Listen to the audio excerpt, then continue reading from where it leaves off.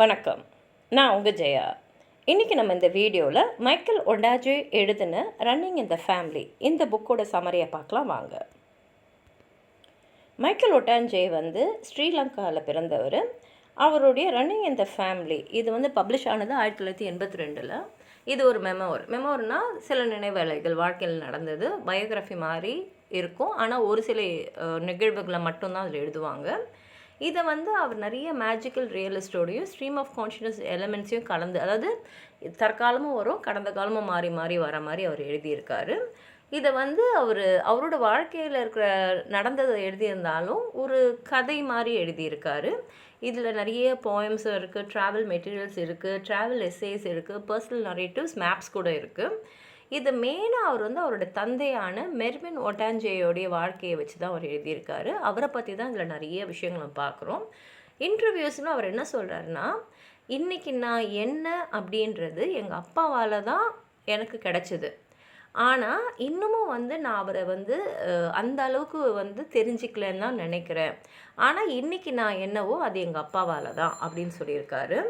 இதில் அவர் 1978லேயும் 1980லேயும் அவருடைய ஸ்ரீலங்கன் ட்ரிப்பில் நடந்தது தான் எழுதியிருக்காரு. இவருடைய பிரபலமான படைப்புன்னு பார்த்தீங்கன்னா த இங்கிலீஷ் பேஷண்ட்டு. அவருடைய எல்லா படைப்புகள்லையும் பார்த்தீங்கன்னா முக்கியமான தீம் எதுன்னு இருக்கோன்னா fallibility of memory, the necessity of community, அதுக்கப்புறம் overwhelming force of certain societal obligations, நம்ம சமுதாயத்துக்கு கட்டுப்பட்டு நம்ம சில விஷயங்களை செய்ய வேண்டியிருக்கு இல்லையா, அதை பற்றியெல்லாம் எழுதியிருக்காரு. ஆனால் நமக்குன்னு ஒரு கம்யூனிட்டி, நமக்குன்னு ஒரு அடையாளம் இருக்கணுன்றதுல அவருக்கு ரொம்ப ரொம்ப நம்பிக்கை இருக்குது. அதே சமயத்தில் இது ஆரம்பிக்கும் போது பார்த்தீங்கன்னா இப்போ அவர் கனடாவில் இருக்கார். அவர் அவங்க அப்பா ஏஷியாவில் இறந்ததை நினச்சிட்டு இருக்காரு. இது மூலமாக நம்ம தெரிஞ்சுக்கலாம் அவர் இப்போ சிலோன்னா ஸ்ரீலங்காவுக்கு போக போகிறாரு அப்படின்னு.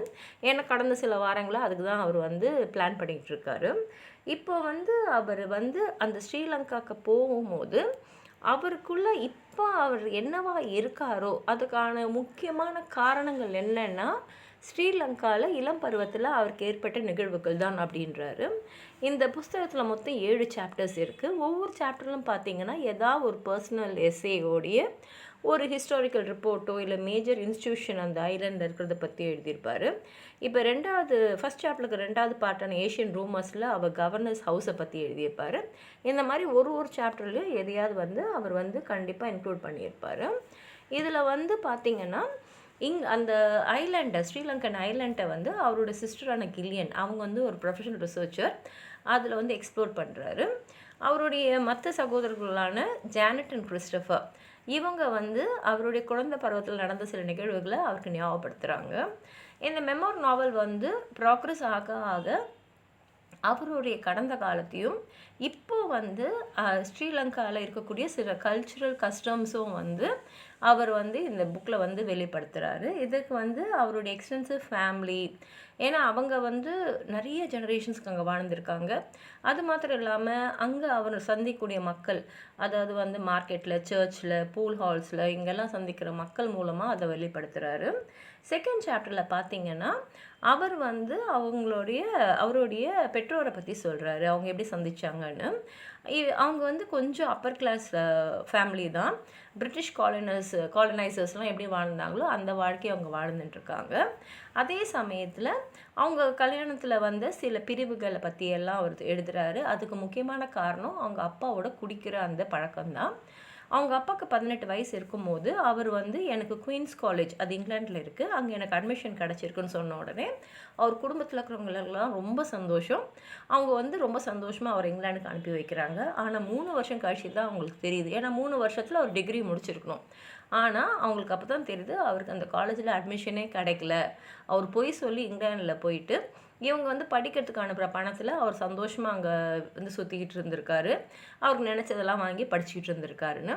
சரி, அவரை கேள்வி கேட்கணும், அவரை நல்லா திட்டணும்னு நினைக்கும் போது அவர் என்ன சொல்லிடுறாருன்னா, ரொம்ப பெருமை வாய்ந்த ஒரு குடும்பத்தில் இருக்கக்கூடிய இளமங்கையான கே ரோஸ்லீப்பை தான் நான் இப்போ என்கேஜ் பண்ணியிருக்கேன், அவங்களோட திருமணம் ஆகிடுச்சு அப்படின்னு சொல்லிடுறாரு. ஆனால் அவர் ஸ்ரீலங்காவுக்கு வரும்போது தான் அவங்களுக்கு தெரியுது அவர் டாரிஸ் கிராட்டியன் ஒரு சாதாரண ஒரு இளம்பெண்ணை தான் கல்யாணம் பண்ணியிருக்காருன்னு.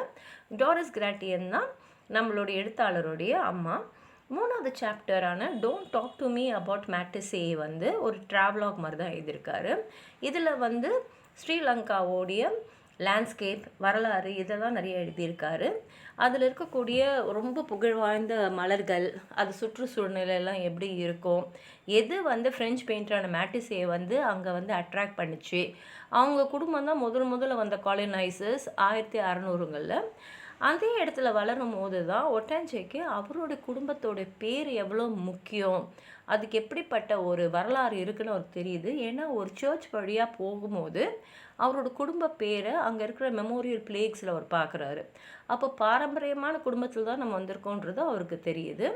அதே மாதிரி அவர் வீட்டுக்குள்ளே வரக்கூடிய நிறைய விலங்குகளும் பறவைகளை பற்றிலாம் எழுதுறாரு. பறவைங்கள்லேருந்து வௌவால்லேருந்து நாய்கள்லேருந்து பாம்புலேருந்து எல்லாமே அவர் வீட்டில் வரும்.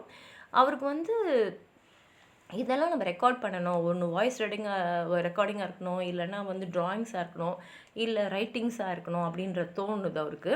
ஒரு சப்செக்ஷனான ஹவ் ஐ வாஸ் பேத்டில் அவர் வந்து அவரோட குடும்பத்தில் உட்காந்து சாப்பிட்டுட்டு இருக்கும்போது அவருடைய சகோதரியான கில்லியன் வந்து எப்படி அவருக்கு 5 வயசு இருக்கும்போது இவங்க வந்து அவரை குளிப்பாட்டி விடுவாங்க அப்படின்றத பற்றி சொல்கிறாங்க. அதாவது வந்து அவருக்கு அந்த வயசில் குளிக்கிறதுக்கே பிடிக்காதுன்றதையும் இங்கே அவர் பதிவு செய்கிறாரு. அதே மாதிரி அவருடைய பாட்டியை பற்றியும் அவர் வந்து எழுதுறாரு. அதாவது அப்பாவுடைய அம்மாவை பற்றியும் அவர் எழுதுறாரு. அவங்க பேர் வந்து லாலா. அவங்க வந்து எப்படின்னா அந்த ஊர்லேயே வந்து கொஞ்சம் தைரியமானவங்க, யாராக இருந்தாலும் வந்து அவங்க என்ன நினைக்கிறாங்களோ பேசிடுவாங்க. கொஞ்சம் செல்ஃபிஷும், ஆனால் வந்து எல்லாருமே அவங்கள ஞாபகம் வச்சுக்கிற அளவுக்கு ஒரு வாழ்க்கையை வாழ்ந்திருக்காங்க. இவருடைய அப்பா வந்து கொஞ்சம் குடிக்கு வந்து அடிமையானவர் தான். அந்த குடியோடைய போதையில் வந்து அவர் சில விஷயங்கள் வந்து செஞ்சதெல்லாம் வந்து அவங்க அம்மா மாதிரியே தான் இருந்திருக்கு அப்படின்றாரு. ஏன்னா லாலாவை பற்றியும் வந்து நிறைய பப்ளிக் ஸ்கேண்டல்ஸ் இருக்குது, அவங்க அப்பாவை பற்றியும் நிறையா இருக்குது. அதுலேயும் வந்து அவர் இளம் வயதில் வந்து ஒரு லோக்கல் பாரில் வந்து பண்ண அட்டகாசம்லாம் வந்து லோக்கல் பேப்பர்லேயே வந்திருக்கு அப்படின்றாரு. அப்புறம் அந்த பென் அல்டிமேட் சாப்டரான what we think of married லைஃப்பில் வந்து அவர் வந்து அந்த ஸ்ரீலங்காவில் வந்து அவங்க பேரண்ட்ஸ் வந்து திருமணத்துக்கு அப்புறம் எங்கெல்லாம் போனாங்க அப்படின்றத பற்றியும் எழுதியிருக்காரு. இங்கே அவரோட ஹாஃப் சிஸ்டரான சூசனை பற்றியும் அவர் எழுதுகிறாரு. வயசாக வந்து மெர்வின் வந்து நல்ல வெயிட் போட்டுட்டார். ஒரு சப்செக்ஷனான தனிக்கமால் மெர்வின் வந்து எந்த அளவு குடிச்சிருந்தாருன்னா அவரோட மனைவியோ குழந்தைங்களோ எங்கே இருக்காங்கன்றது கூட அவருக்கு ஞாபகம் இல்லாத அளவுக்கு அவர் வந்து போதையில் இருந்தார். 1947 அப்போ தான் வந்து நம்ம எழுத்தாளருக்கு வந்து 3 வயசு. நிறைய நேரம் போயிடுச்சு. ஆனால் மெர்வின் வந்து ரொம்ப கஷ்டப்பட்டு தான் அவர் வீட்டை கண்டுபிடிக்கிறாரு. ஆனால் இன்னொரு தெரியல, வீடே வந்து காலியாக தான் இருக்குது. அவர் எந்த அளவு குடிச்சிருந்தாருன்னா வானத்தை பார்க்கும்போது அவரால் வந்து நிலவை பார்க்கவே முடியல, அந்த அளவு குடிச்சிருக்காரு. மெர்வின் வந்து பிற்காலத்தில் வந்து நிறைய விஷயங்களை பற்றி ரொம்ப ரொம்ப வருத்தப்பட்டிருக்காரு. ஏன்னா வந்து அவர் வந்து ரொம்ப டிப்ரெஷனில் போய் விழுந்துட்டார். அந்த செக்ஷனில் வந்து அவர் என்ன சொல்கிறாருன்னா, எனக்கு வந்து துணையாக இருந்தது கடைசியில் என்னுடைய அந்த மது பாட்டில்கள் மட்டும்தான், வேறு எதுவுமே இல்லை. ஏன்னா எல்லாரும் வந்து என்னை விட்டு விலகி போயிட்டாங்க அப்படின்றது சொல்கிறாரு. அதே சமயத்தில் அவர் என்ன சொல்கிறாருன்னா, அவங்க அப்பா வந்து யாரையுமே வந்து அவருக்குள்ளே வந்து என்ன இருக்குது அப்படின்றத பார்க்கவே விடலை. இதுக்கு காரணம் ஒருவேளை அவங்க அம்மாவான லாலாவோட பிராஷ்னஸாக இருக்கலாம். ஏன்னா அவங்க வந்து நிறைய கதைகளை சொல்லுவாங்க, ஆனால் அவங்க யார்கிட்டையும் உட்காந்து அவங்க சொல்கிறத கேட்கவே மாட்டாங்க. அதனால் வந்து அவங்க ஒரு ஓவர் கேரிங் பேரண்ட்டாக இருந்ததே இல்லை அப்படின்னு நினைக்கிறாரு. ஒருவேளை எங்கள் அப்பா வந்து யாரையாவது அவருக்கு கொஞ்சம் நெருங்க வச்சுருந்தாருன்னா இந்த டிப்ரெஷனில் வந்து அவர் போகாமல் இருந்திருக்கலாம், இல்லை இந்த அளவுக்கு அவர் வந்து குடிகாரர் ஆகாமல் இருந்திருக்கலாம் அப்படின்னு சொல்லி தான் இந்த புக்கை முடிச்சிருக்காரு. உங்களுக்கு ஏதாவது சொல்லணும்னு நினச்சிங்கன்னா கீழே இருக்கிற கமெண்ட் பாக்ஸில் எழுதுங்க.